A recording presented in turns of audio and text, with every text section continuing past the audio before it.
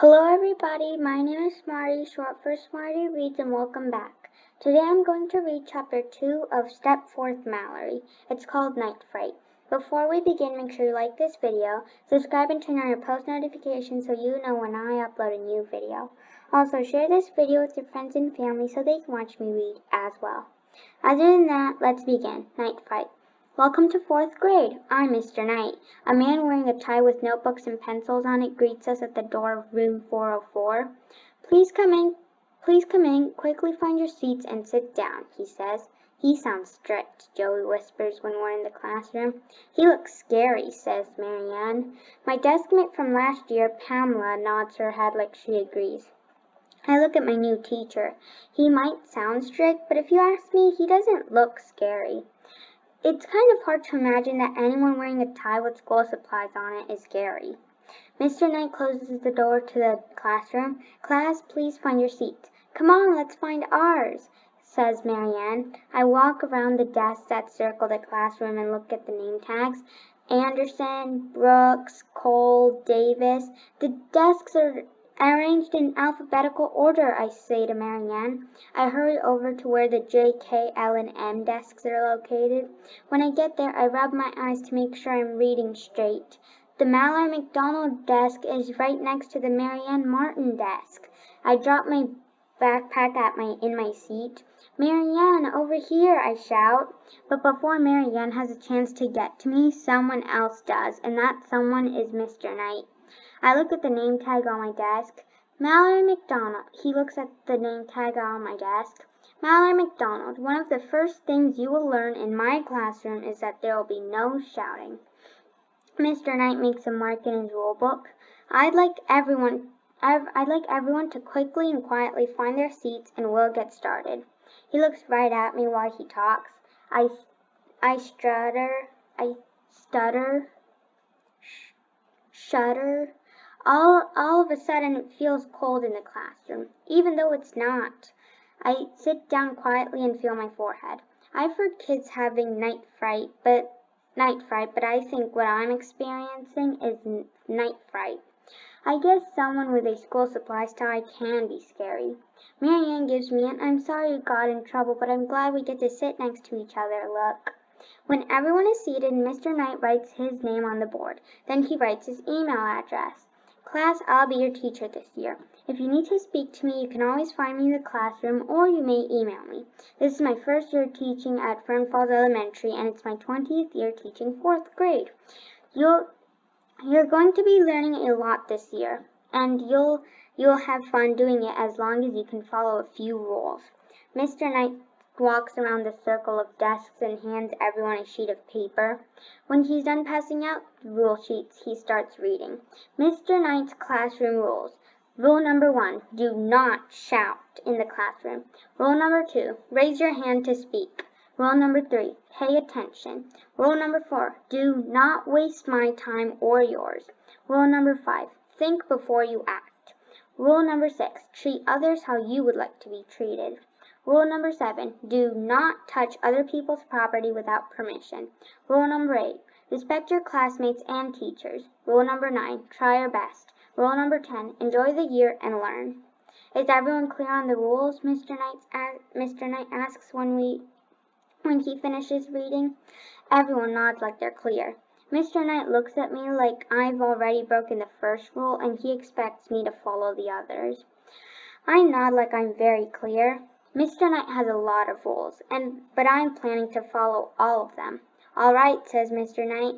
Now I'd like everyone to introduce themselves to the class. Please say your name and something about yourself that you'd like everyone to know. We'll go around the circle in alphabetical order. He looks at his roll book. Zoe Anderson, you're first.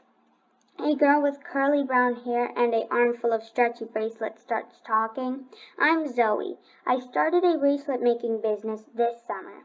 She waves her arm in front of her so everyone can see her bracelets.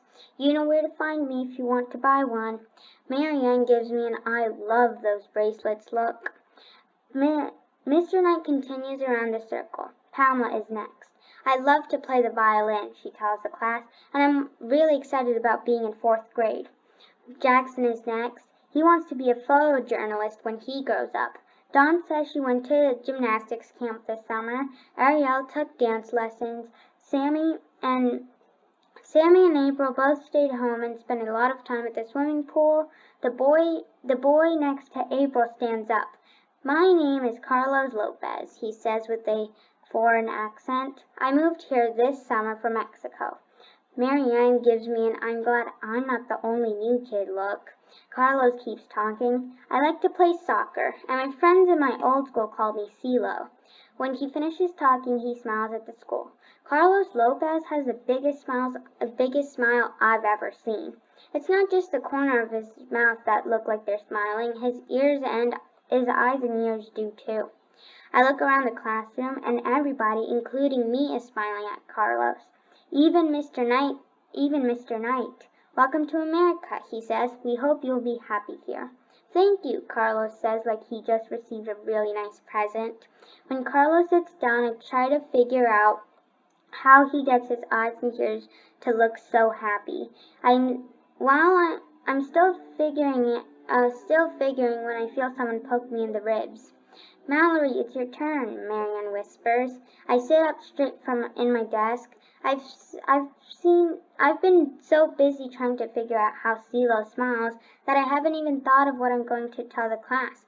Mallory McDonald, like the restaurant, but no relation, I managed to say. I have a cat named Cheeseburger. When I'm done, Marianne takes her turn. I listen while she tells the class that she moved here this summer and that she's a new student, just like Carlos. Then she tells the class that she and I used to live next door to each other, and now we do again.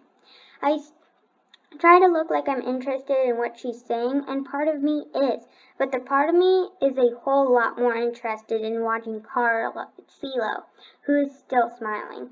Even though I don't really know him, and there's something about him that I like, and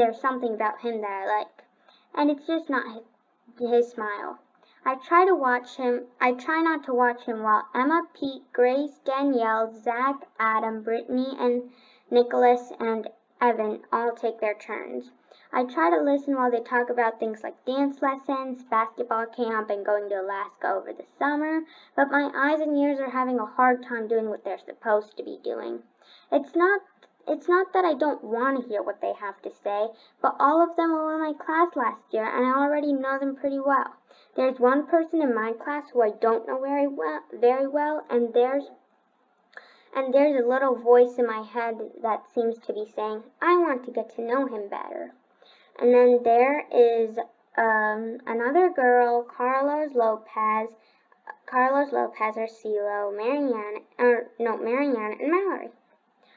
I hear another voice, and it's Mr. Knight's. And last but not least, it's Joey Winston. He says. Joey waves at the class. I'm Joey. I force myself to stop watching CeeLo and start listening to Joey, who's telling the class that he likes to skateboard and play soccer, and that he has a dog named Murphy who he taught to do tricks. When Joey is done, Mr. Knight picks up a pile of textbooks from his desk. Class, I'm going to pass out your textbooks. While I do, I'd like a volunteer to take our 2 new students on a quick tour of the school. I would love to take the new students on a tour of the school, especially CeeLo. It's a perfect way for me to get to know him better. I'll do it, Mr. Knight, I yell without thinking. Mr. Knight puts a pile of textbooks that he's holding down at his desk. Then he looks at me. Mallory, please see your rule sheet. Rule number 2 is that you must raise your hand to speak. He gives me an I hope you're planning to follow my rules look. Several hands of wannabe tour guides go up. I raise mine too. Mr. Knight sighs like he doesn't like that I broke one of his rules, but he nods in my direction like I have permission to speak. From now on, I promise I will raise my hand when I speak, I say to Mr. Knight. If there's any way possible, I'd really like to be the tour guide. I cross my toes that Mr. Knight will say yes. He looks at me like he expects me to raise my hand whenever I want to speak. Then he surprises me. Mallory, will you please give Marianne and Carlos a quick tour of the school, he says. I grin at my teacher. Of course, I say politely. Then I uncross my toes because the truth is it would be very hard to give a tour with your toes crossed. That's the end of that chapter. I'll see you next time when I read A School Tour. Bye, everyone.